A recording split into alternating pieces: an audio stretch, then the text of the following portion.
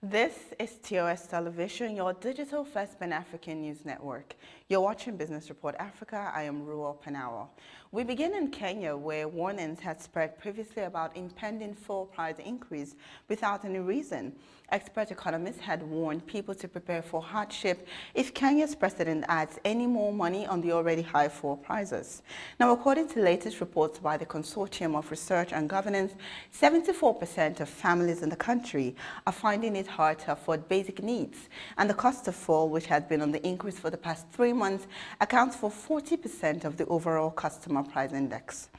Still in Kenya, the Capital Markets Authority CMA has commenced investigations on former board members of collapsed Imperial Bank over a corporate bond worth 2 billion shillings, which was issued a month before the lender was placed under receivership.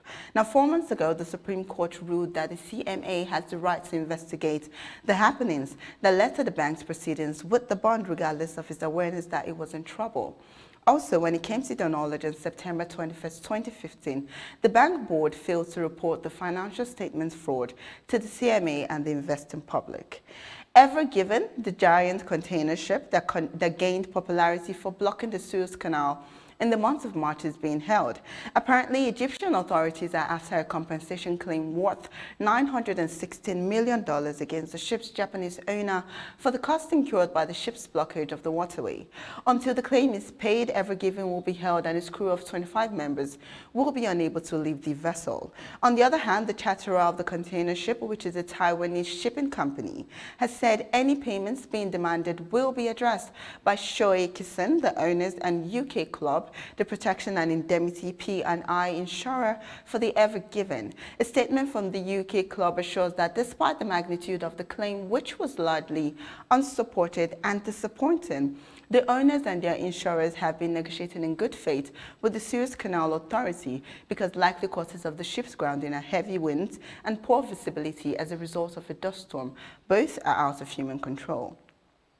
Egyptian Petroleum Minister Tariq El Molla has revealed that in 2020, the oil and gas sector contributed 24% of Egypt's gross domestic product (GDP) and served as one of the key sectors that helped to rebuild the country's economy. Now, over 60 international oil and gas companies, including Chevron and ExxonMobil, currently operate in Egypt, and in 2018, Egypt launched the East Med Gas Forum designed to encourage strategic dialogue between Eastern Mediterranean countries with intentions of achieving top economic benefits and addressing common regional challenges. So far, according to the minister, the East Med Gas Forum Charter had successfully attracted the right attention worldwide. Now to South Africa, the Department of Minerals and Energy has warned against the closure of all refineries in the country.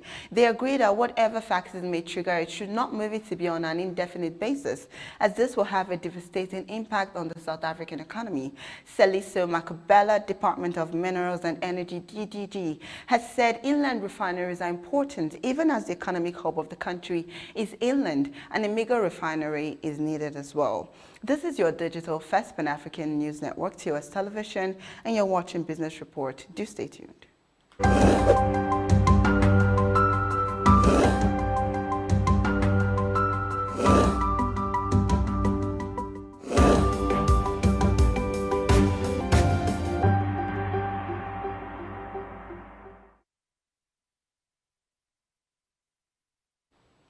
Still in South Africa, the Central Bank in South Africa has foreseen the positive impact of its unprecedented monetary policy stimulus in 2021.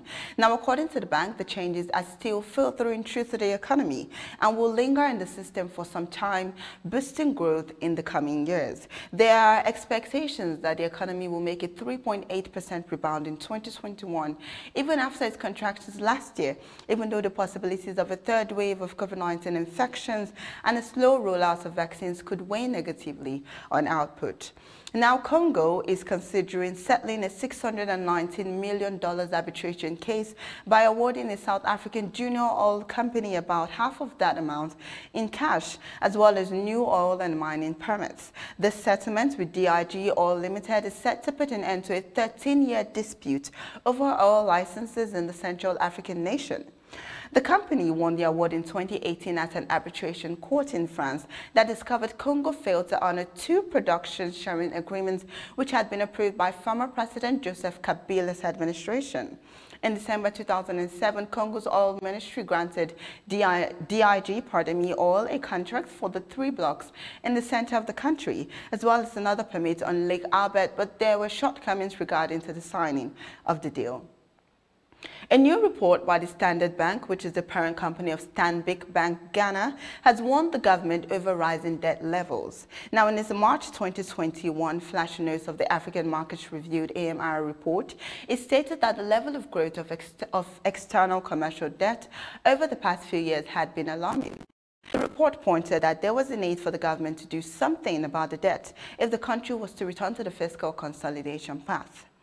In Tanzania, as Tanzania seeks to become a major regional transport and trading hub in Africa, it is close to complete major upgrade in its port. Its prime minister had announced that the major ports in the country had reached their final stages and that the country is focused to make optimal use of its strategic geographical location to enhance regional trade. The prime minister, while tabling his office budget project proposal, says the projects will enable the country make waves in economic growth. The program was supported by Tanzania's government and the Union of Development Partners. Now in Nigeria, reports have emerged from the Organization of Petroleum Exporting Countries that 3 of Nigeria's major crude oil grades traded at a deeper discount in March, regardless of the availability of large volumes of unsold cargoes in the West African market. In its monthly oil market report, OPEC revealed that the overall physical crude market fundamentals were weak in March, influenced by the high availability of crude volumes from March and April loadings, as well as the slow recovery of U.S. refinery operations from the February outages, amongst others. You're still watching Business Report Africa on your digital first Pan-African News Network, TOS Television. Do stay tuned.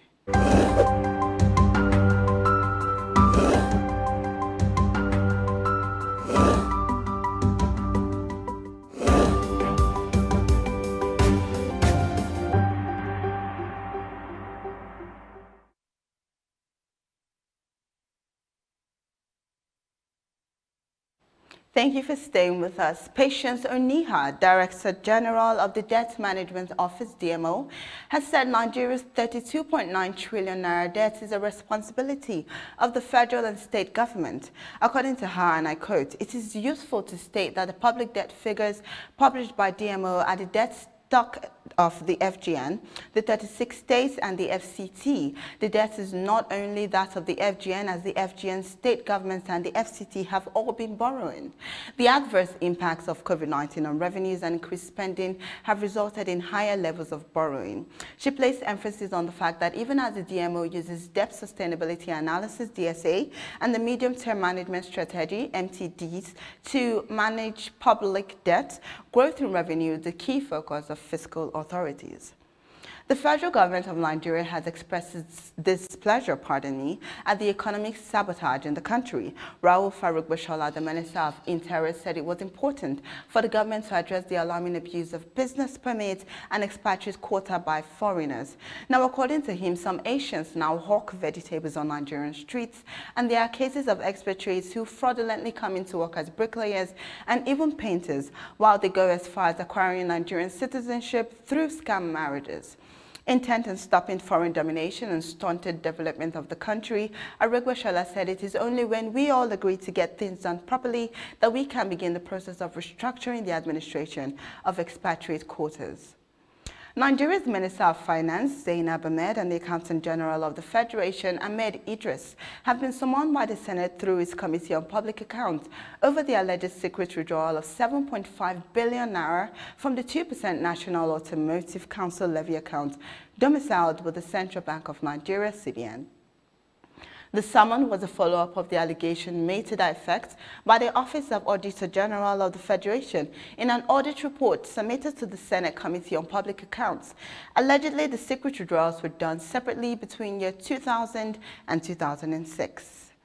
AIM Group, one of Nigeria's leading media conglomerates, welcomed Frank Riester, French Minister Delegate for Foreign Trade and Economic Attractiveness, in his first official visit to Nigeria. The purpose was centered on fostering the intercultural relationship between Nigeria and France. Riester, impressed with the resilient spirit of the new generation of Nigerians who have been weathering the COVID-19 storm, commended their ability to dominate the music and movie production segment globally, and he reaffirmed the dedication of the French government through its foreign policy in supporting cultural and creative industries.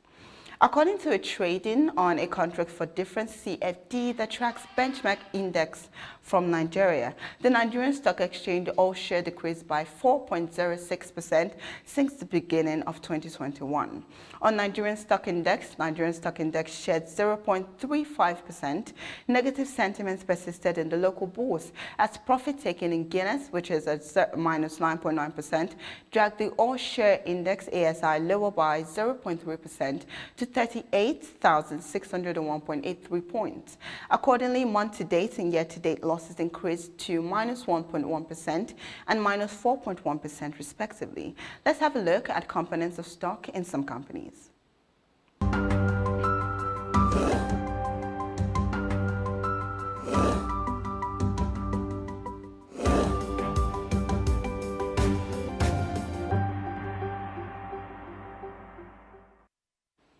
In CBN's exchange rate, dollar to naira has a buying rate of 379 naira and a selling price of 380 naira.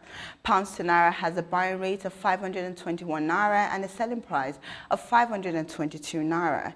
Euro to naira has a buying rate of 453 naira, selling price of 454 naira. And South African rand has a buying price of 26 naira and a selling price of 26 naira. And that's all we have on Business Report Africa. Join me again same time tomorrow. Thank you for watching. Remember to follow us on all our social media handles at TOS TV Network on Facebook, Instagram, and Twitter. Like and subscribe to our YouTube channel at TOS TV Network. I'm Ruel Penao. Thank you.